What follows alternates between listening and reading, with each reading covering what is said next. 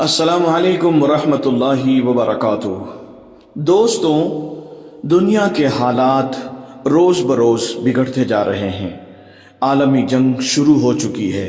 یہودیوں نے نہتے فلسطینیوں کا قتل عام شروع کر دیا ہے اور غالباً 1 مہینے سے وہاں پر قتل عام جاری ہے۔ ہم لوگ اپنے مسلمان بھائیوں کے لیے دعا کرتے ہیں، اللہ تبارک و تعالی ان کی جان، مال، عزت، آبرو کی حفاظت فرمائے۔ دوستوں، آج یہودیوں کے بارے میں ایک روایت آپ کے سامنے پیش کر رہا ہوں۔ اس ویڈیو کو آخر تک ضرور دیکھیے گا۔ نبی اکرم صلی اللہ علیہ وسلم نے ارشاد فرمایا، قیامت اس وقت تک قائم نہیں ہوگی جب تک کہ مسلمان یہودیوں سے قتال نہ کر لے، یعنی جنگ نہ کر لے۔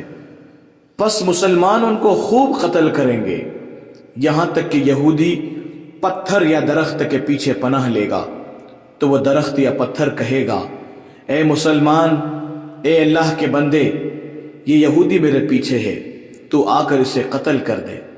مگر غرقد نامی درخت ایسا نہیں کرے گا کیونکہ وہ یہودیوں کا درخت ہے۔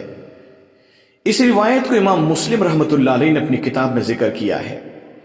دوستوں، یہودیوں کا دنیا بھر سے آ کر فلسطین کے 92% رقبے پر قابض ہو جانا اور ناجائز ریاست اسرائیل کو قائم کرنا اس بات کی دلیل ہے کہ رسول اکرم صلی اللہ علیہ وسلم کی درج بالا پیشن گوئی اب پوری ہونے والی ہے اور ناجائز ریاست اسرائیل یہودیوں کی آخری قتل گاہ ثابت ہوگی انشاءاللہ۔